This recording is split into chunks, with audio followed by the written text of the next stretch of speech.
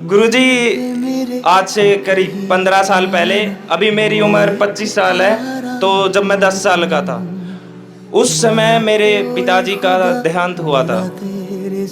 तो मैं आपसे पूछना चाहता हूँ, जो इंसान इस संसार से चला गया लेकिन आज भी हम उसे भूल नहीं पा रहे हैं, मुझे वो हर जगह, हर मेरी सक्सेस पे, फेलियर पे, हर जगह याद आते हैं। ऐसा क्यों है गुरुजी? मैं क्यों नहीं भूल पा रहा उन्हें?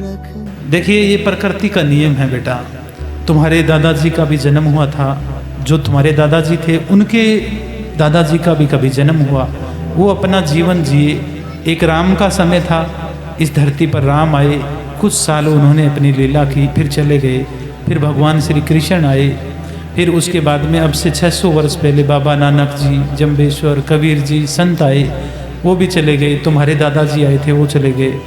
पिताजी जब तुम्हारे गए, मानता हूँ छोटी उम्र थी, और जब पिताजी का साया उठ जाता है अपने सर से तो बड़ा मुश्किल हो जाता है जीना।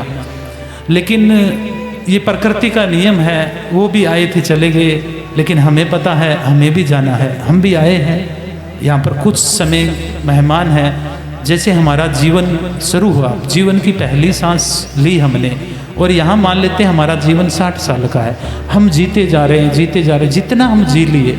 अब देखिए, तुम्हारी उम्र 25 साल है और परमात्मा ने तुम्हारी उम्र मान लेते हैं 75 साल की लिख रखी है, तो उसमें से 25 और मर गए, 50 मरना बाकी है।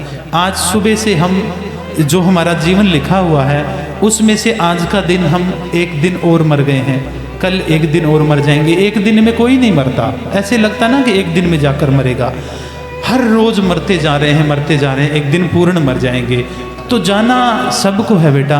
और देखिए, जब चले जाते हैं तो याद बहुत आते हैं, लेकिन याद करना चाहिए हमारी जो उत्पत्ति हुई है। आज हम संसार में दिख रहे हैं, अब आप दिख रहे हो, जिनकी वजह से दिख रहे हो वो परमात्मा है। माता पिता की वजह से हम दुनिया को दिखते हैं, हम प्रकट रूप में आते हैं, दिखने के रूप में आते हैं।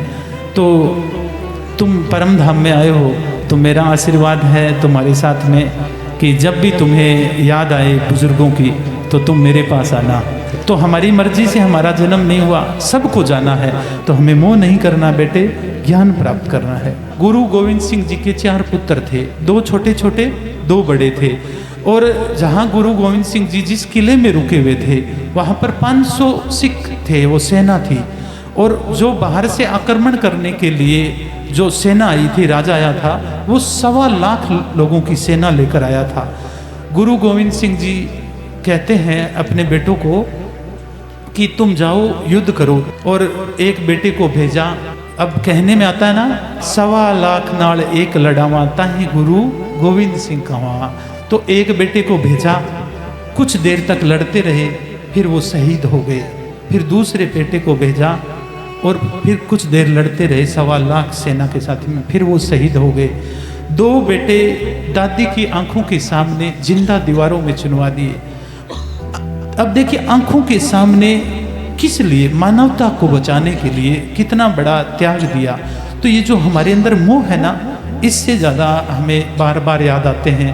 तो मोह अगर छोड़ें तो गुरु गोविंद सिंह जी ने अपने बच्चों के प्रति छोड़ा, ऐसे ही आप अपने संसार के प्रति और अपने परिवार के प्रति मोह छोड़े, क्योंकि हमें जाना ही है। और मोह रह गया तो हमें दोबारा आना पड़ेगा। भाई, ऐसी मरनी जो मरे, ऐसे जो शहीद हो जाते हैं, ऐसे इस दुनिया से चले जाते हैं। ऐसी मरनी जो मरे, बहुरी न मरनी होए, यानी दोबारा मरनी नहीं होगी। मरता मरता जग मुआ, मरने ना जाने कोई। मरते तो सब हैं, हर रोज मर रहे हैं, हर रोज लोग जन्म ले रहे हैं, लेकिन मरना कैसे है?